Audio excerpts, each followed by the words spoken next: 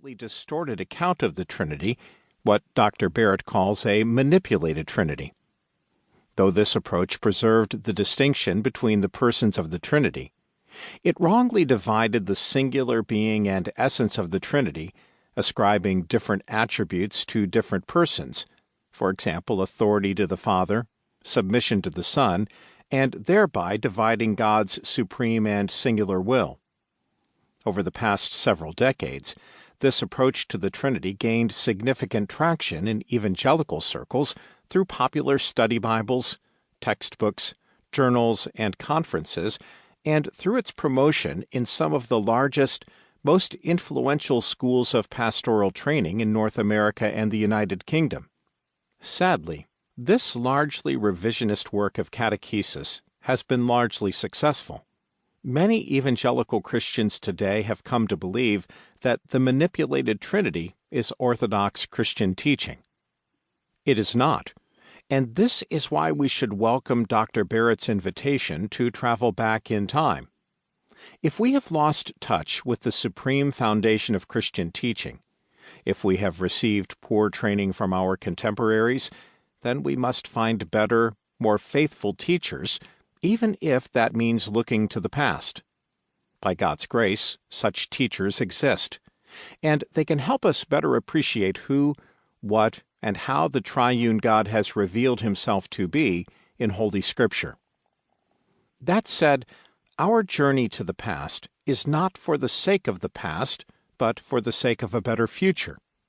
When something as valuable as orthodox Christian teaching on the Trinity has been lost, we must seek to retrieve it so that we, our children, and our churches might reestablish our faith on a more solid foundation, that we might redirect our piety by the light of a more brilliant star, and that we might renew our witness according to the measure of a more reliable standard.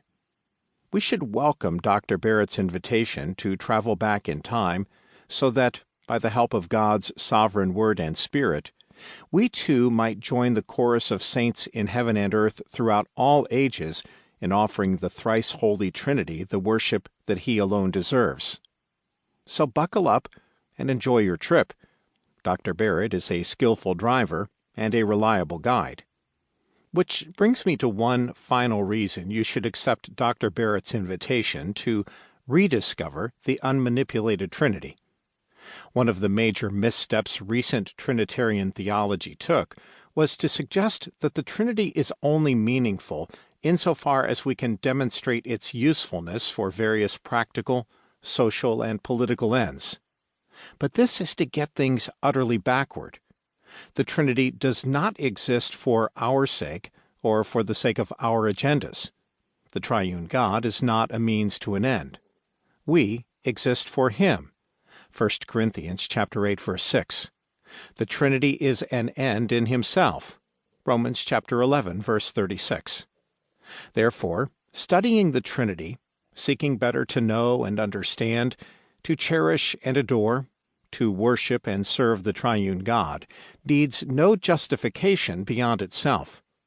The reason for studying the Triune God is not to bend the Trinity to our various social programs. The reason for studying the Triune God is to bend our minds, wills, actions, and communities to the Trinity, confident that, in doing so, we will discover in Him both the reason for our existence and the fullness of joy. Psalm 16, verse 11. John chapter 15, verse 11, chapter 17, verse 13.